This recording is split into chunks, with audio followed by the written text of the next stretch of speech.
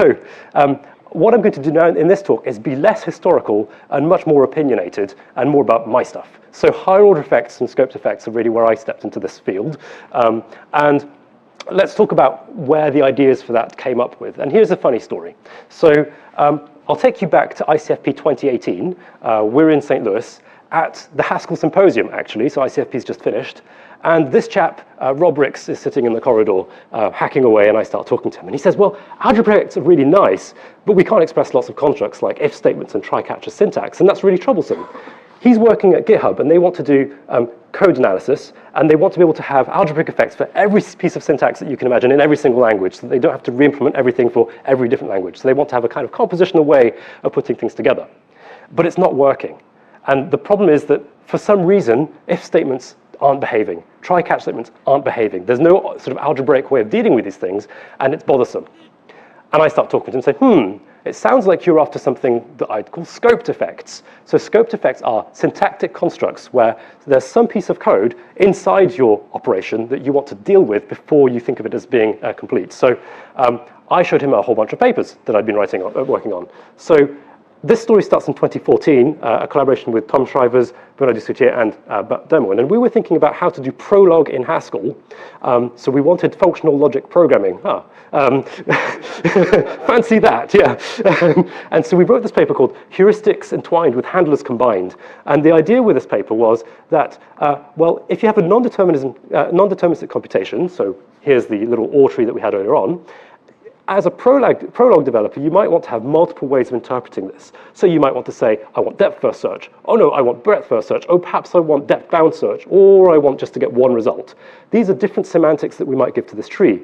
So given what we know, this is clearly an example of algebraic effects. We have a handler for this tree or multiple handlers for this tree, depending on what you want to do with it.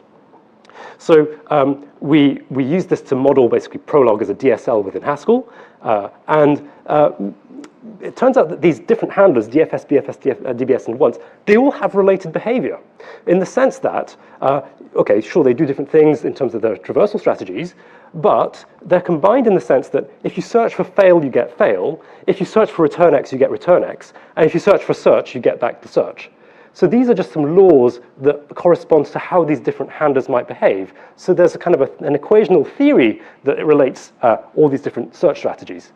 But the trouble is that these search strategies are not algebraic. So the theory of algebraic effect handlers doesn't apply to things like DFS, BFS, DBS, and once, even though it feels like there's an equational theory that binds these things together. So they're not algebraic. Is there a way that we can somehow extend the idea was the connection that we had there. A little bit later on, so in the same year, we write this paper about effect handlers in scope. And the point that is that, as I said earlier, bind has to distribute nicely in algebraic operations. So this is what happens with fail, or, get, and put. But scoped operations don't behave in this nice way. So if you have catch ph followed by k, that's not the same as catch p followed by k, h followed by k. So let's try and understand this. Catch ph is saying, I'm going to catch errors in p and handle any errors with h. Once I'm done, I'm going to carry on with k. Okay, so that's what the thing on the left-hand side says.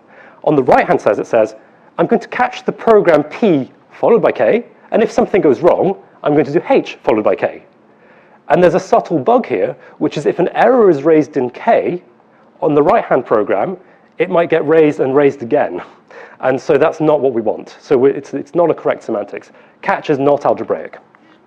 The once example is not algebraic either. So once is the idea that you have a non-deterministic computation and you want to pluck out the first result from this computation. So once p bind k should run p, and maybe you get lots of answers, but you just pick out the leftmost one, and then you continue with that answer in k.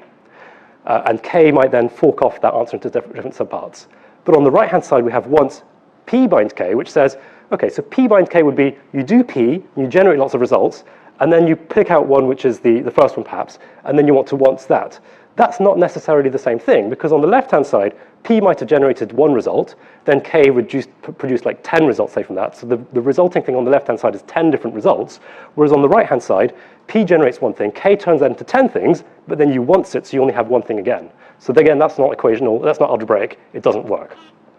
So the insight here is that free monads are a little too restrictive. They don't allow you to have internal computations that do something different.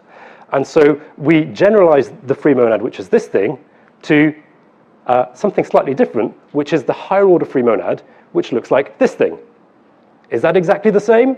No, there's a single parenthesis difference between the two. So if you look really, really carefully, there's like, down here you have a bracket, bracket, and over here you have bracket, a bracket. And apparently that makes all the difference. So the idea is that we're moving from a setting where signatures are given by functors of kind star to star to where signatures have kind star to star to star to star, where you go higher order. It turns out that gives you just enough power to fix this problem and work with it. So I showed Rob this paper, and he implemented it. He said, "Wow, it works, but is it efficient?" And the answer is yes. It does all fuse very nicely. So I showed him another paper and showed how fusion is completely compatible with this technique. And they went away and programmed something that was 250 times faster than other libraries that they've worked with. And they were very happy. And they shipped it into GitHub Live. And in production, they had Haskell running, doing on every single pull request, every sort of push into GitHub. They were doing code analysis running this code, which was great.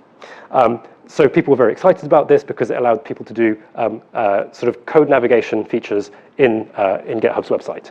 And we wrote something about that in 2022, just explaining some of the details around that, which you can have a look at.